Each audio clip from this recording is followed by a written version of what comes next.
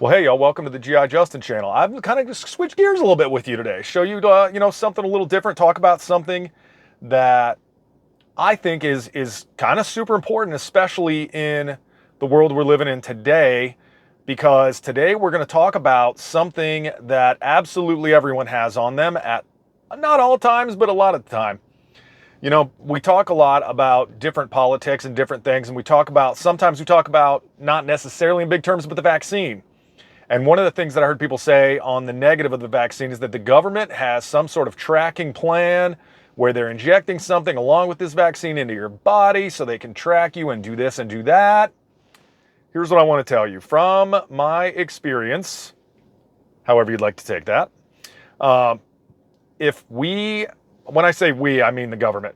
If the government wanted to track you, they have this, and you're providing them with absolutely every single thing that they could possibly want to track you. Location, what you're watching, what you're talking about, the microphone, the camera, the whole deal.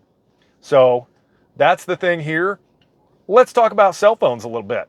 Let's talk about how to secure your cell phone to keep yourself safe, both financially and security-wise. So, there's really nothing more frustrating and upsetting than finding out that your cell phone has been compromised or that it is no longer just yours. So we'll take a look today at a bunch of the ways that you can safeguard your phone and get it protected to the point where people who may be interested in seeing where you are and what you're doing don't have access to it. Because it is easily the greatest possible security shortfall you may have as a person when it comes to protecting yourself. Security-wise, yes. So the first thing that we will talk about when it comes to that, and I know everybody hates to do it, especially iPhone users hate updating their iOS. The thing about updating your iOS and your apps and keeping everything up to date is as new vulnerabilities are found, new hacks, new ways to sneak into your security profile, Apple and Android will create these patches that basically close that loophole so that there is no way that these current issues can be utilized. Um, you know, I take, for instance, I'll kind of put it in these terms where the longer an operating system is out there, you can kind of look at it like a fence where you've got you on the inside of the fence with all your data and somebody else on the outside looking for a way in. The longer they have to look at your fence, the longer they have to see if there's a spot or a weakness in that fence that they can exploit and get into your information. And what will happen is these developers for, Android and iPhones and all these things, we'll just call them phones from now on for ease of talk, will do the same thing. They'll be on the outside as well, looking in and looking at these vulnerabilities and patching over them to ensure that the people on the outside can't get in. That's crucial. So definitely, as much as it's terrible and it slows your phone down, do that because it keeps these things up to date. And the next one I cannot stress enough, more so than most of the things we're going to talk about. Do not use open public Wi-Fi. Doesn't matter if you need to talk to somebody, doesn't matter if you need signal, don't do it. Don't use open Wi-Fi. Open Wi-Fi is the hacker's best friend. You are giving them access to your phone, and there is no way that you can completely safeguard it. The only way you can, if you have to do it, is use something called a VPN. And what a VPN does is it's a utility that takes all of your communications and puts them in an encrypted tunnel connection so that there is no way someone can break into that. Another great part of that too, even if you have a watch that requires it, disable your Bluetooth. All the ways that you can limit the bridge to your phone, take them, use these things. So from there, we'll move into another one that is lock your phone. And don't just lock your phone with, an easy, possibly hackable password. Lock your phone with, a 6-digit number or your biometric fingerprint scanning. Face ID is another good one. There's one that will track the iris on your eyeball. Use those things. Might be a little bit more of a pain in the butt, but every single possible way that you can utilize to give you that little bit of leeway between you and someone who can potentially actually literally get on your phone, the better. You really want to lock those things down in every way that you possibly can. So, Try not to use an email that has a lot to do with, or a password that has a lot to do with something that's easy for someone to figure out that would be looking at your life. If you own 5 Rottweilers, your password being Rottweiler Lover 1, not going to get it done. Try to use something interesting. And something else you can do on top of that is something called salting, where you take your password. So say your password is super easy. Say it's ABCD1234. So take ABCD1234 and then throw 5 random characters behind it. Throw an asterisk, a star, a $sign, and I'm going to call it the pound sign. We're not calling it the hashtag. We're calling it the pound sign because guess what? That's what it's called. Thank you. Anyways, so throw those in there because that makes random hacking that much more difficult. Salting your password is a great way to give you a little extra shade of protection. So the next one, keep your phone number private. If you have a business, maybe have 2 business cards. Like that's one of the things that I do. I've got a business card that's got my phone number and all of my information on it, and then the store information. Keep these things shielded and keep them away from the people who can try to basically hack into your phone by you giving them the information via phishing, which is a way for them to try to get you to put your information in their stuff.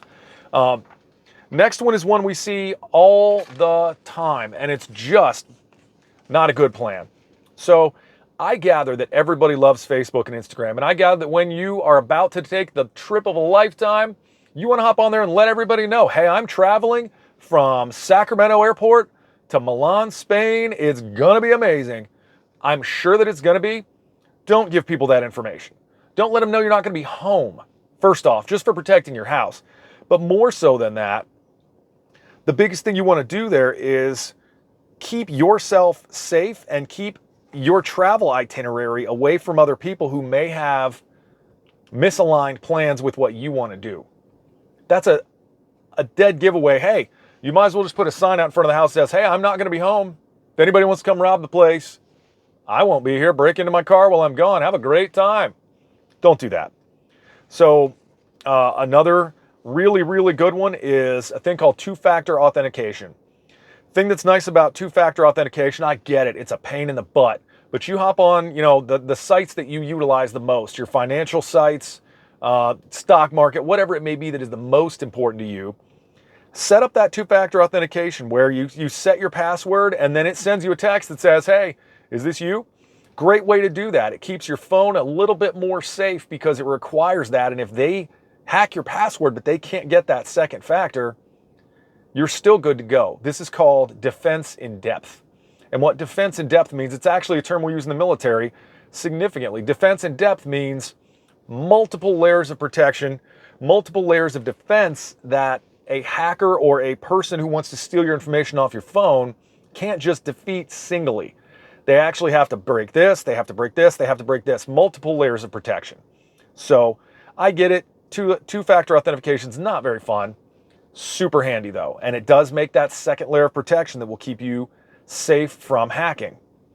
Another one, use strong passwords. Like we've talked about already, there are a lot of different ways that passwords can be easily cracked by hackers, and a lot of ways that they spend a ton of time and a ton of money trying to get your information because it's not just valuable to them. They can put your phone password and information on the dark web and sell it after they've hacked you and done all the things they want to do. So, you can utilize fancier passwords with numbers, characters, and like I said, add some salt to them so that they are a little bit more difficult because there's characters that make no sense in any way when it comes to your password. So the next one, kind of moving in, utilize all of those built-in protections that your phone has. Your phone has, Find My iPhone if you've got an iPhone, Find My Device if you've got an Android.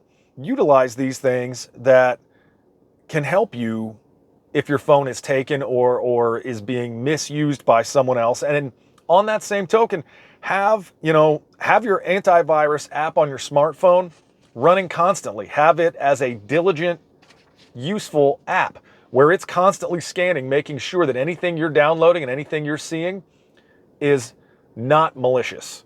So run that thing. It may hurt your battery a little bit, but you know what hurts a lot worse? Your bank account getting drained. So stick with that. Do that. and manage your app permissions. You know, a lot of the apps that you have don't necessarily need access to everything you're giving them access to. And you can hop in your settings, go to apps and app notifications, get on the permission manager and break it down to where these guys don't have that access. You know, a lot of your apps don't need your location. Look at Snapchat. A lot of people have Snapchat location turned on, and you don't need to do that. Snapchat location is not beneficial. You don't need to tell everybody on the planet exactly where you are and exactly what you're doing.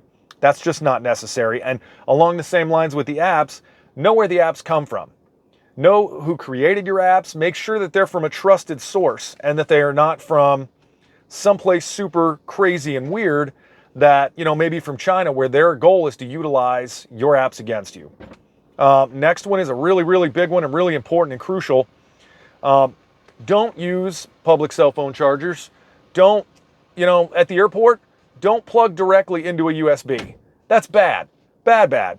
Cyber criminals and people who want to steal your data absolutely have adapters that they can put right in there and make that base plate look exactly like the base plate at the airport, when in reality, it's a skimmer. What they're going to do is let you plug right in, full access to your phone and everything in it, and all those saved passwords that you have, and all those places where you can just put your fingerprint in and it'll automatically drive all those passwords. They're going to take it all.